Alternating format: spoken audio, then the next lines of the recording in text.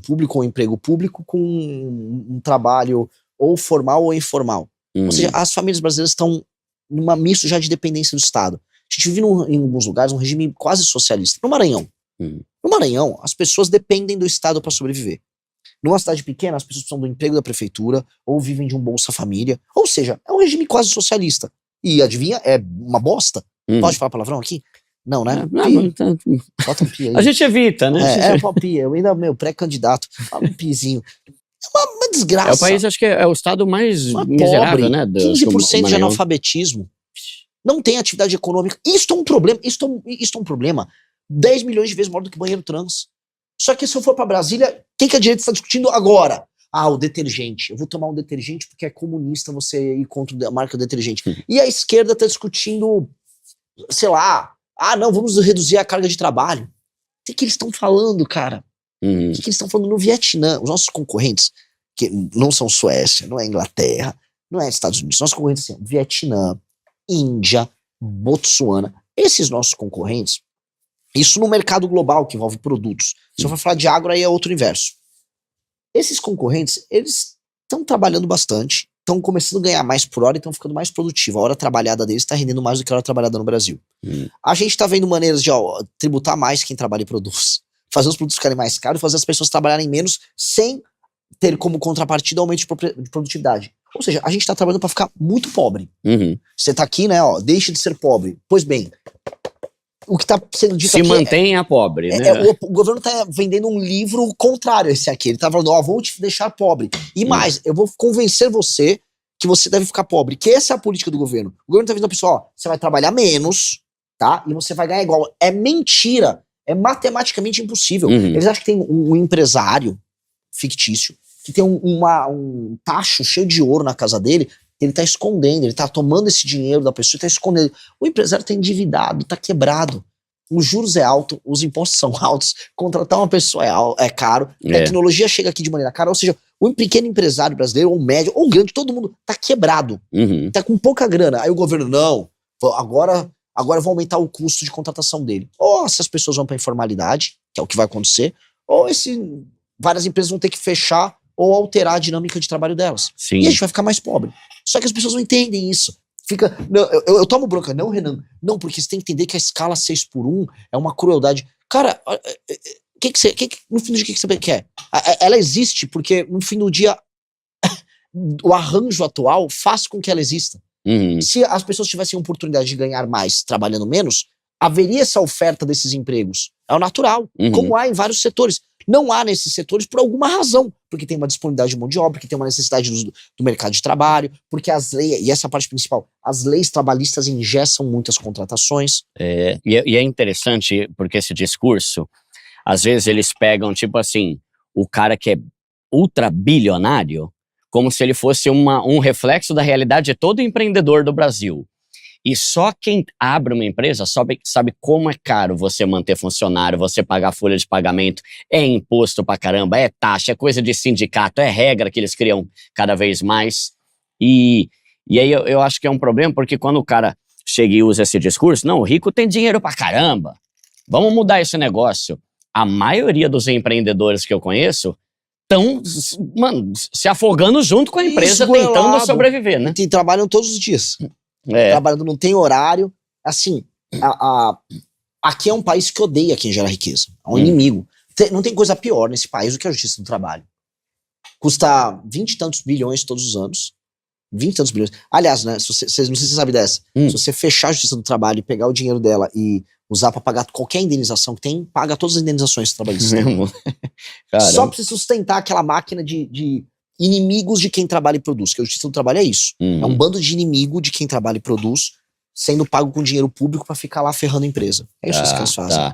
Então, a gente já falou da segurança, falou da reforma econômica, que é diminuir os gastos públicos para que a população pague menos imposto e tenha mais qualidade de vida. E aí uma coisa que você fala muito é sobre acabar com as favelas também. Esse é um dos pilares do seu... Pilares, porque assim, essa é uma coisa visível, factível, e que afeta a vida de milhões de pessoas e que a gente naturalizou. A gente não naturalizou o crime no Brasil? Naturalizou. O crime naturalizado. Sim. Quando você anda com... Você precisa botar uma película no celular, não sei o quê, você precisa botar isso filme no carro, um muro na casa. Você naturalizou que o seu mundo é violento e você só se adaptou. Você nem reclama mais, você só se adapta. A favela também. As pessoas acharam que a favela faz parte da paisagem urbana e que a favela faz parte da cultura nossa. O que eu tô falando é, nenhum lugar decente tem favela. Se for pra algum lugar, qualquer lugar decente no mundo, isso seria um motivo de vergonha para aquele estado, vergonha para aquele município, e aquilo seria resolvido. Lugares sérios que têm capacidade de planejamento, a China é um exemplo, sabem que você teria, por exemplo, num processo de industrialização muito acelerado, uma migração muito grande de pessoas do campo para a cidade. Que é o que a China viveu nos anos 90, nos anos 2000. A China planejou. Ela tinha cotas de pessoas que poderiam ir para a cidade, ela construiu cidades inteiras, ela fez um investimento em infraestrutura colossal para poder não ter um problema de favelização. E ela resolveu isso. Então a China conseguiu movimentar centenas de milhões de pessoas do campo para a cidade sem ter favelização. A gente teve isso nos anos 70, 80, 90, 2000, um pouco menos. Que foi uma massa de pessoas que saíram do interior e foram para cidades, especialmente do Nordeste, vieram para São Paulo. A gente não teve nenhum planejamento, não teve nenhum investimento. Você criou um bolsão de pobreza. Nesse bolsão de pobreza, os índices de desenvolvimento humano são baixíssimos. A expectativa de vida é menor. O desempenho escolar das crianças é pior. As pessoas são muito mais pobres. O crime organizado vive ali. Você tem doenças parasitárias oriundas da falta de saneamento básico. Então, em que sentido a favela é bom? A favela é ruim. A favela é muito ruim. A favela precisa deixar de ser favela. Então, Renan, qual é a sua proposta da favela? Ela não existe mais. A gente tem que transformar aquilo em bairro. E existem muitos modelos a adotar. Porque as favelas não são todas iguais. Uma favela que está numa encosta do morro, aquilo tem que ser retirado do morro e você tem que ter um conjunto habitacional em outro lugar com aquelas pessoas. A pessoa que mora numa favela plana, que já foi mais ou menos urbanizada, já tem as casinhas de alvenaria. Vamos quebrar as ruas, vamos fazer rua no meio. Então essas pessoas que vão perder a casa para passagem de ruas, para você formar o bairro, ali você vai construir uns predinhos para elas. As outras, dá para manter a casa? Então vai ter que pintar a casa, vai ter que fazer as adequações, vai ter um custo, você vai ter a sua regularização fundiária, você vai ter seu título de propriedade. Aí você, com esse título de propriedade, o Estado pode investir para fazer as adequações ali, naquele bairro. Nos espaços que você separou, você tirou, você fez rua e diminuiu algumas casas, e você vai construir o prédio ele é vertical. Você reduz o número, reduz o espaço horizontal coberto por casa. Ali você põe alguns implementos urbanos. Você pode botar uma praça, você pode botar uma delegacia de polícia, você pode botar uma escola, você pode abrir um espaço para instalar empresas, você pode fazer um coworking para empresários locais se instalarem, você pode dar algum benefício fiscal, esse faz sentido, para empresas estarem aí, para as pessoas não precisarem pegar um trânsito gigante para ir para os outros lugares, e você transforma aquilo num bairro, você arboriza, dá dignidade, aí muita lei e ordem, porque aquelas pessoas que estão morando na favela estão acostumadas a ser tratadas como bicho, elas estão acostumadas com pichação, com lixo largado no meio da rua, e aí essa pessoa se acostuma, e eu vi isso na favela lá do Coroadinho, no Maranhão, as pessoas sujam porque as pessoas têm culpa no processo, as pessoas não são eternas vítimas, então a pessoa tá com o lixo no chão. Eu vi um senhor trazendo o cachorro morto dele, um cara viveu o cachorro dele, ele tacou o cachorro assim, ó. Pô, a pessoa, ela tá mal acostumada. Mas ela é pobre. Dane-se. Dane-se. Se eu for justificar tudo porque você é pobre, então o cara deu um tiro em você, ele é pobre, então não vai acontecer nada. Não, pô. Essa pessoa, ela tem que entender que existe lei e ordem. Então, esse bairro reformado tem que ter lei e ordem. Se for jogar lixo na rua, vai ser multado. Se for fazer uma invasão num terreno pra fazer um barraco, vai ser preso. Se fazer barulho alto com a motoca, fazer um show, vai ser preso. É isso, pô. Sim. Lei e ordem. Aí aquilo lá. Aí fizeram isso. Singapura, Lee Kuan Yew. Esse homem, todo mundo tinha que estudar a história desse homem. É o homem que fez Singapura sair de uma vila favelizada de pescador para um dos melhores lugares do mundo. No começo, lei e ordem. Todo mundo falou: não, o pessoal de Singapura aqui é preguiçoso. O pessoal de Singapura é bagunceiro. Lei e ordem, 10, 15 anos as pessoas se acostumaram e cultivaram aquilo como cultura. Que é falo mal do brasileiro, né? Botou lei e ordem. Cinto de segurança. Anos 90, ninguém usava. Hoje todo mundo usa. Hoje todo mundo, você pega um Uber, todo mundo põe um cinto.